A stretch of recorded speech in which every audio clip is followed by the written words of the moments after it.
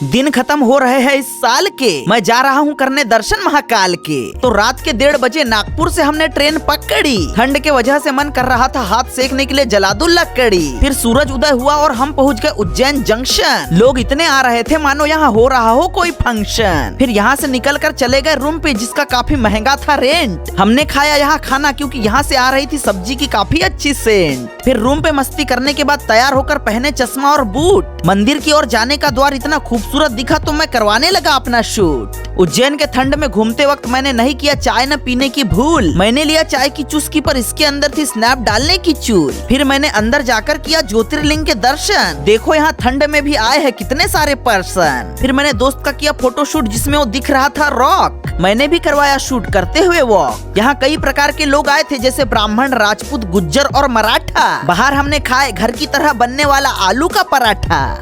Life में पहली बार खरीदा मैंने शराब। वीडियो पूरी देखे बिना मत समझना मुझे खराब। तो सुबह के 8 बजे चेकआउट करके रूम को किया हमने टाटा। हमने खाए गर्मा गर्म पोहा जिसमें मिसिंग था बटाटा। उसके बाद रिक्शा में बैठा तो शरीर चले गया मेरा वाइब्रेशन मोड पे। साला गड्ढे नहीं थे फिर भी हिल रही थी ये रिक्शा रोड पे। फिर काल भैरव के दर्शन में चढ़ाने के लिए खरीदे हमने वाइन। काल भैरव के द्वार से अंदर जाके खड़े हो गए जहाँ लगी थी लाइन। फिर यहाँ से मंदिर के दर्शन के बाद गाय को खिलाए चारा। मैंने टी शर्ट नहीं लिया तो मेरा दोस्त बोला अबे काय को इतने पैसे बचा रहा है। फिर ऋण मुक्तेश्वर घाट देखने गया तो लोग दिखे मुझे लेकर अपनी ऋण की समस्या। उसके बाद गया गुफा में जहाँ भर्तहरि ने विष्णु जी के दर्शन के लिए किए थे 12 साल की तपस्या। इसके बाद अपन उज्जैन से डायरेक्ट चले गए स्वच्छ शहर इंदौर। पता नहीं यहाँ की तरह नागपुर में कब आएगा स्वच्छता का दौर। यहाँ से ऑटो लेकर हम निकल जाते हैं इंदौर के फेमस गणेश मंदिर खजराना। यहाँ के दर्शन करने के बाद खाए हमने मुफ्त में मिलने वाला खाना।